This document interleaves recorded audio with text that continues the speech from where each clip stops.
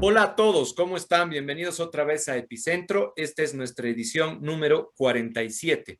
Y como siempre, ustedes ya saben, revisamos el panorama de lo que está ocurriendo en Bolivia y también en la región.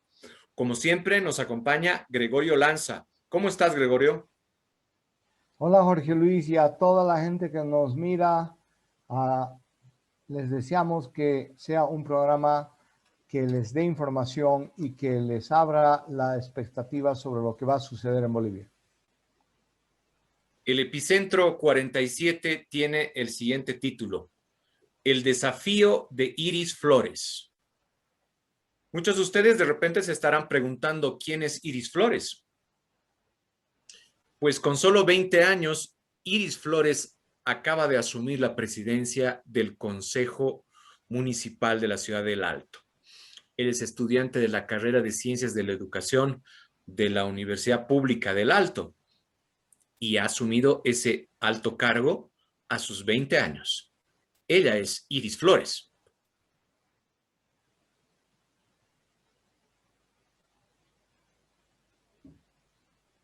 Un desafío muy grande que va a poner nuevamente en la vista de la población el rol de los jóvenes. Pero me pregunto, ¿no es que habíamos exigido la renovación en la política? Eh, ¿No es que Bolivia es un país ahora de los jóvenes entre los 15 y 40 años? Y creo que esta es la oportunidad.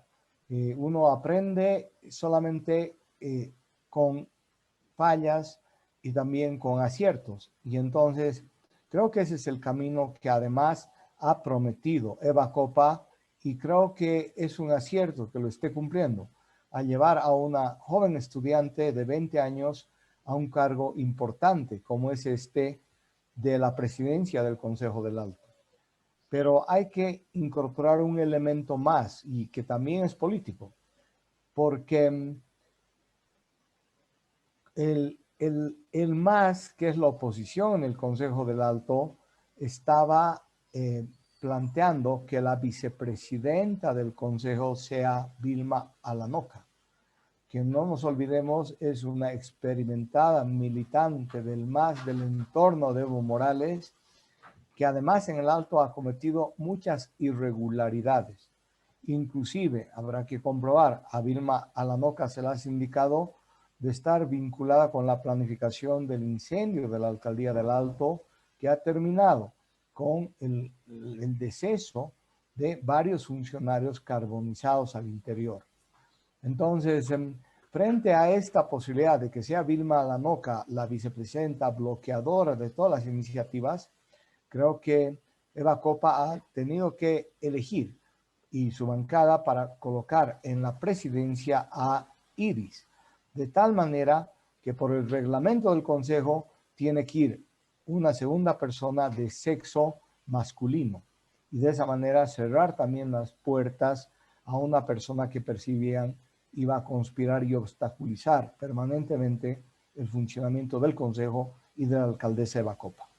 Ahora, Gregorio, esta semana ha sido bastante particular respecto a este tema que lo estamos rescatando porque mucha gente ha cuestionado esta decisión y que se haya seleccionado, que se haya elegido a Iris Flores como la presidenta actual del Consejo Municipal del Alto. Y sobre todo a partir de dos ejes. Uno de aquellos, el primero, el tema de su juventud y el otro, el tema de su falta de experiencia. Pero ¿cómo la gente va a tener experiencia? Y yo he estado en un diálogo con jóvenes en el Alto hace una semana y entonces ellos señalaban, nos exigen experiencia, pero ¿cómo vamos a tener experiencia si nos bloquean permanentemente el ingreso a los cargos de dirección? Nunca vamos a aprender. Pero además hay que decirlo claramente, en un escenario donde el MAS se ha acostumbrado, mucho peor que antes, a colocar a funcionarios, a personas ineptas, a personas que no tenían las competencias para ejercer el cargo y que simplemente entraban por haber sido funcionales los segundos al jefe. Entonces, no podemos reclamar. Creo que ahí hay una tendencia exagerada alimentada por los guerreros masistas que están actuando de una manera permanente en las redes sociales. Pero además también se olvida este tema, ¿no, Gregorio? Lo estamos viendo ya en pantalla y lo estamos mostrando. Iris Flores ha sido elegida por el voto popular en la ciudad del Alto. En otras palabras, la gente que apoyó la candidatura de Eva Copa y votó por Eva Copa también estaba apoyando, y al votar y apoyar a Eva Copa, también apoyó a Iris Flores. Definitivamente, creo que tiene toda la legitimidad, a diferencia, me hace recuerdo el escándalo que surgió cuando Evo Morales se impuso en el gobierno de Arce Catacora a una persona muy joven, igual creo 19 años, Pero hicimos un que era programa, Gregorio, deportista. hicimos un programa sobre Cielo Beizaga. Y que ella no tenía, primero, la votación, porque no era una funcionaria elegida por voto, y esa es la gran diferencia. Y segundo, ya no quiero comentar que había mucha suspicacia del por qué había entrado ella, pero más allá de todo, Iris Flores es elegida por el voto de la población, y eso hay que respetar, señores, les guste o no les guste. Y claro, ese fue uno de los ejes centrales de discusión que lo hemos visto en toda la esfera pública, sobre todo en las redes sociales, cuestionando de forma constante, sistemática y atacando a Iris Flores. Por otro lado, tenemos que tomar en cuenta también que Iris Flores es representante de la UPEA. Y la UPEA se ha caracterizado, y seguramente con matices, pero por ser una universidad donde entra gente entre los hijos de aquella migración aymara, pero también gente joven que está muy interesada en avanzar, en recibir los conocimientos últimos, en manejar tecnología. Y en definitiva, con todas las fallas que tiene esa universidad, está representando a toda una corriente de gente que busca renovar la vida, la política, la cultura en el Alto. Por lo tanto, creo que hay que valorar eso y que mejore, por supuesto. Ojalá Iris también, como lo ha dicho la alcaldesa Eva Copa, sea un impulso para que la propia UPEA mejore la calidad de la enseñanza y una serie de aspectos. Este tema del prebendalismo tan marcado en todas las instituciones del país. Pero creo que en definitiva refleja lo que es en estos momentos la ciudad del Alto y por lo tanto parece que no hay una comprensión del fenómeno social como un fenómeno de renovación y de diversidad en la política en el país.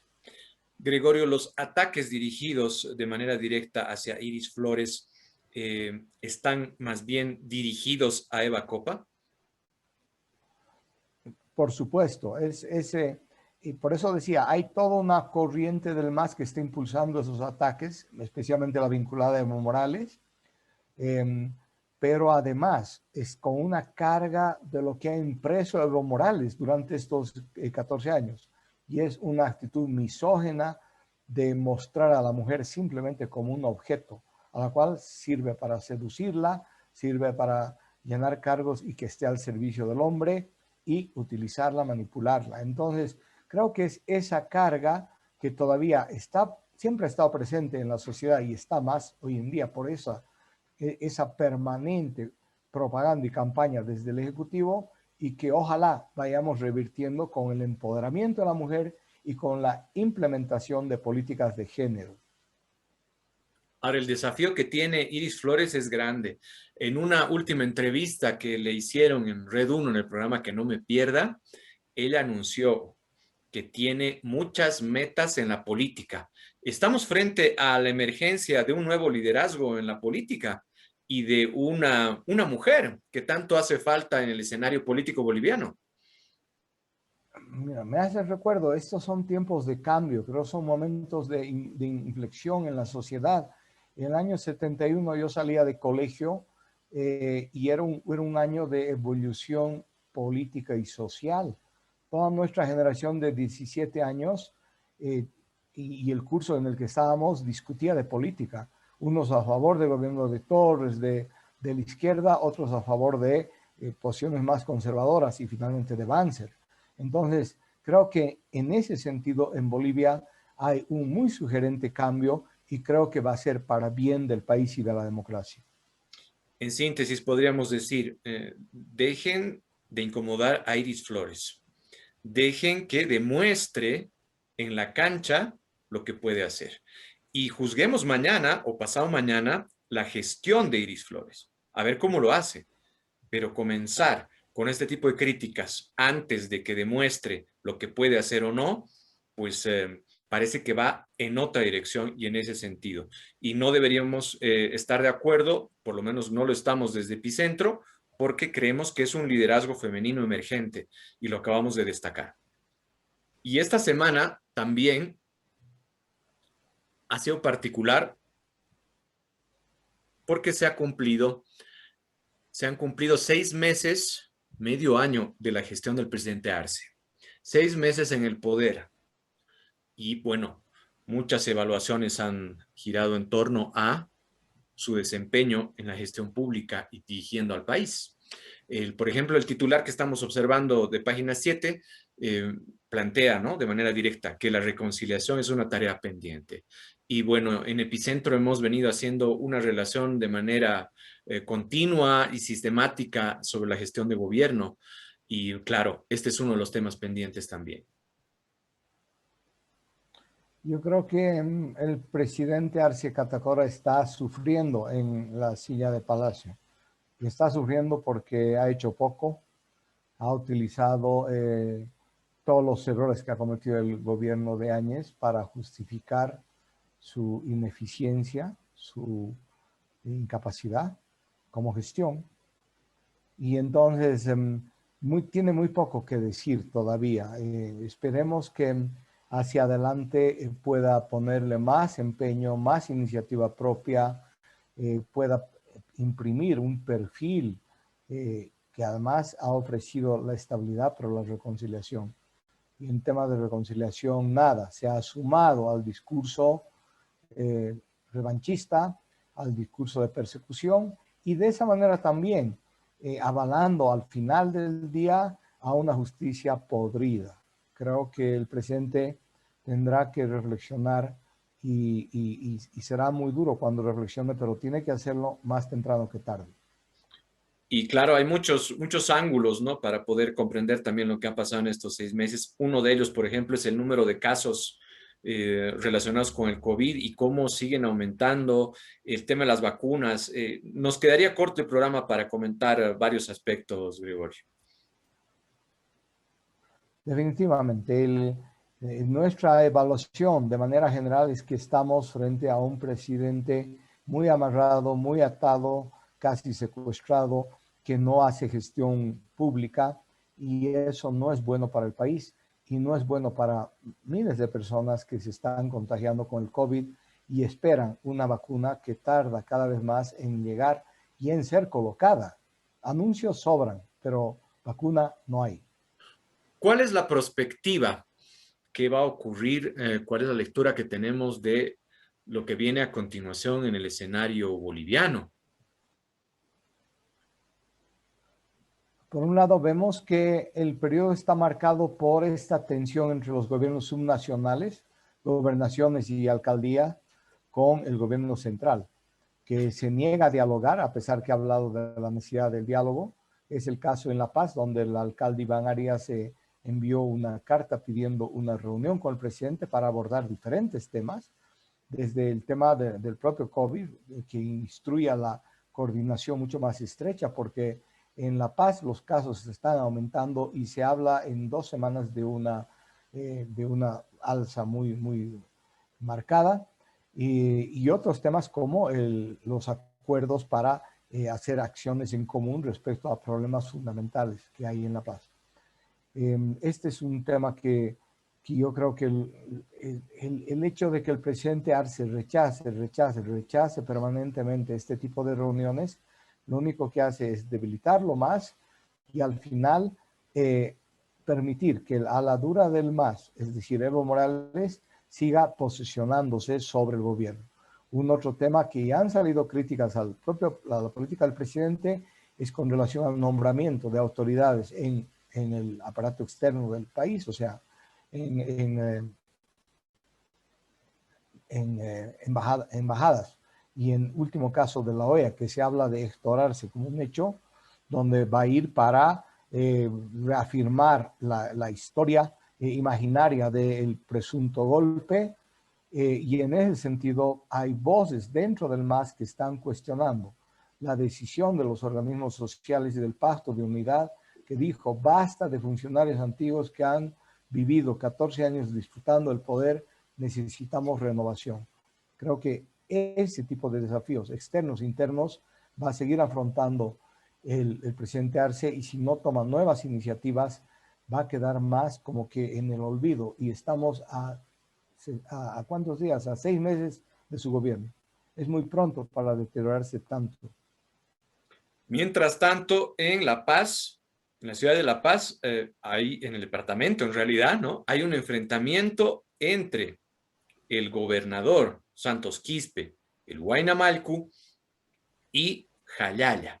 Jayaya ha anunciado que se va a enfrentar y va a hacer valer con todos sus militantes el acuerdo que tenían firmado con Santos Quispe.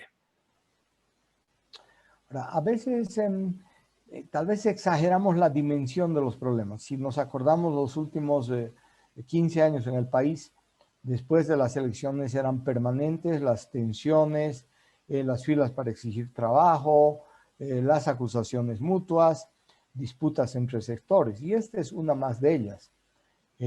Hubo un hecho que fue fortuito, la muerte del Malcu, que precipitó la candidatura de su hijo, que era la única con legitimidad, porque ningún Chuy podía ganar ahí en unas elecciones de ese tipo, que recibió además el apoyo de la oposición.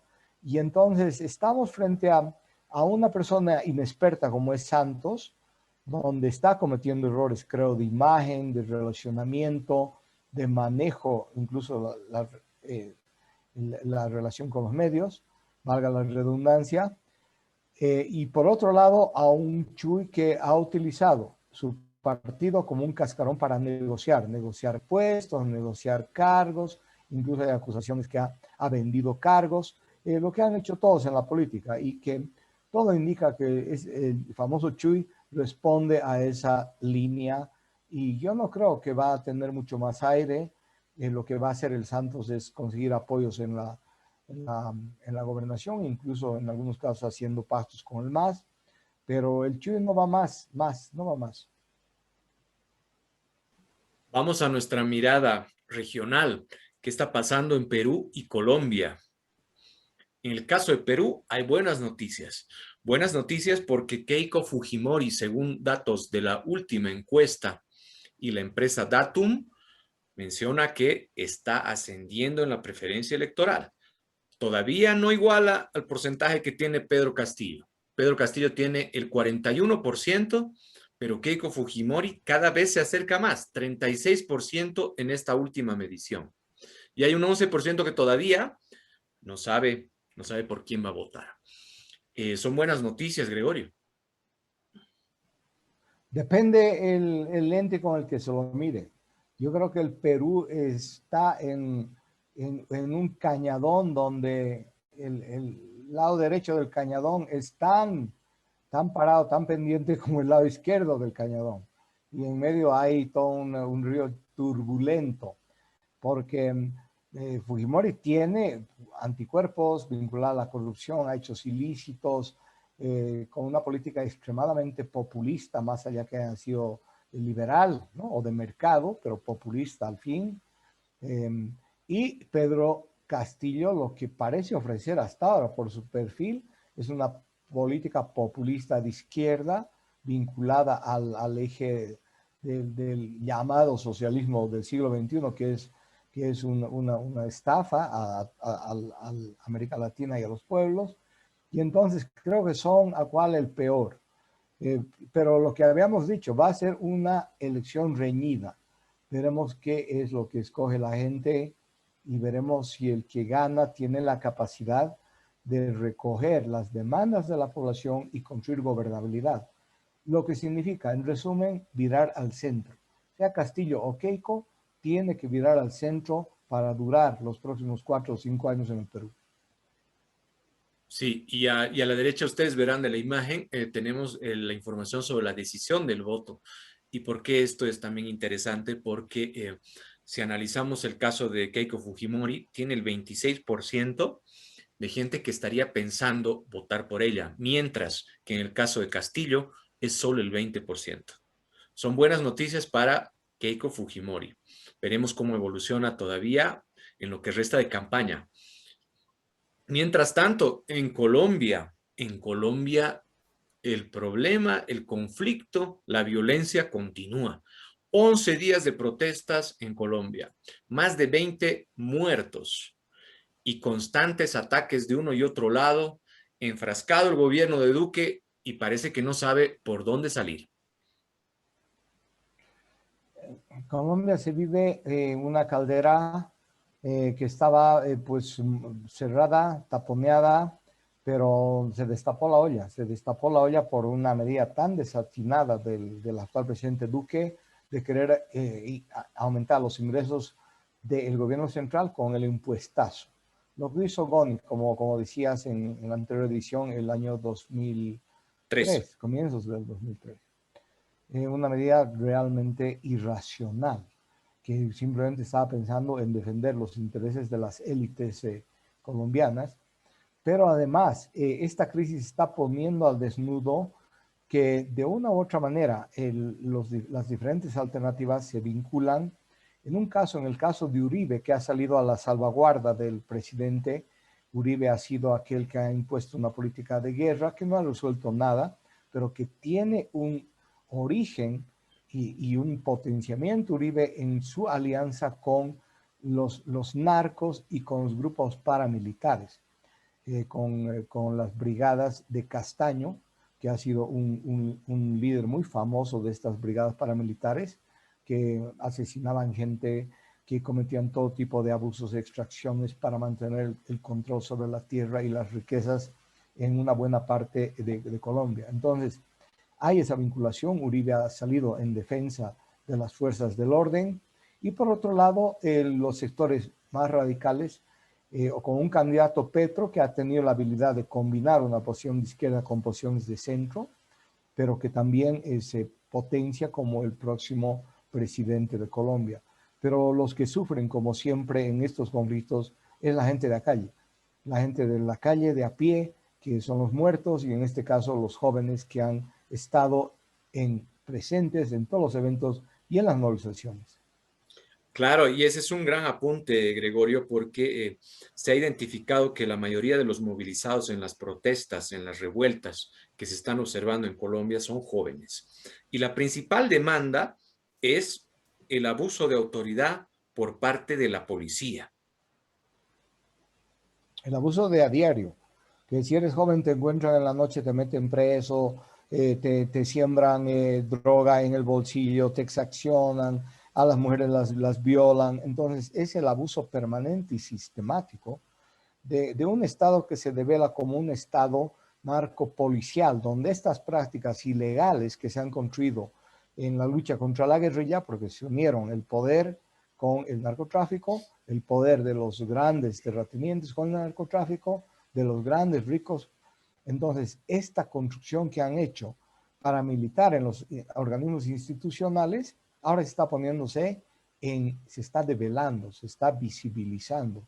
Y creo que inclusive, valga como apunte, inclusive el gobierno de Estados Unidos ha censurado el accionar y la represión irracional que ha habido en Colombia, que ese es un dato para tomar en cuenta. Como siempre, ya saben ustedes, vamos al sector más esperado, las caricaturas de esta semana. Revisamos ya la primera de ellas y es el arte de Abecor. A propósito de nuestro programa de hoy, que tratamos sobre Iris Flores. Ahí vemos a Iris Flores, elegida como autoridad, tiene la banda y está en forma de busto sobre un pilar. Y detrás de ella tenemos varias sombras, ¿no? Y alrededor de las sombras, los asesores que estarán detrás de Iris Flores. Esperemos, como hemos dicho hace instantes, que la gestión de Iris Flores logre demostrar que todo lo que se está intentando hablar sobre su probable desempeño en la alcaldía del Alto no tenga estos matices negativos, más bien intente demostrar todo lo contrario. Tiene ese desafío. Ahora estamos revisando el otro arte también de Abel Bellido Córdoba, el fabuloso Abecor. Y vean ustedes ahí, esa es la silla edil, la silla del gobierno municipal de La Paz, que acaba de ser ocupada por Iván Arias. Vean ustedes la banda del alcalde, está ahí en la silla, pero además hay un montón de tachuelas. Hay un montón de tachuelas. Y claro, nos hace referencia la imagen a la difícil gestión que está atravesando Iván Arias como alcalde de la ciudad de La Paz. Problemas y conflictos desde su primer día, y es decir, antes, ¿no? Antes de ser incluso posesionado. Recuerden ustedes el tema de la basura, por ejemplo. Ahora estamos revisando el arte de Javier Menchaca. ¿Y quién es el protagonista? Hagan un esfuerzo de acercarse y ver, ahí bien pequeñito está el gobernador de La Paz, Santos Quispe, el Huayna Malcu. Y hay un texto ahí, ¿no? Que dice Baby Malcu. Y verán ustedes ahí a un pichón. Es un pichón de cóndor. Y en la imagen grande, con recuadro dorado en la pared, es nada más y nada menos que el fallecido Malcu, pero que está en una pose bastante particular, se está agarrando la cabeza. Está compungido, preocupado, seguramente por las recientes acciones de su hijo, el gobernador de La Paz. Y finalizamos con el arte de Abecor, una vez más. La situación en Colombia.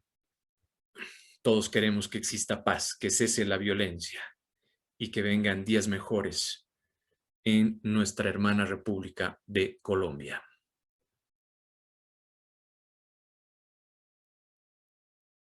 Y de esta manera damos por finalizado nuestro programa de hoy. Como siempre, ya saben, por favor, si les ha gustado lo que están viendo, pueden suscribirse a nuestro canal. Agradecidos una vez más por acompañarnos en el Epicentro 47 y dar las gracias también adicionales. Ya hemos superado los 100 suscriptores, quiere decir que seguimos creciendo. Gracias por acompañarnos. Estaremos en una semana para revisar otra vez la actualidad de lo que ocurre en Bolivia y en la región. Gracias, Gregorio.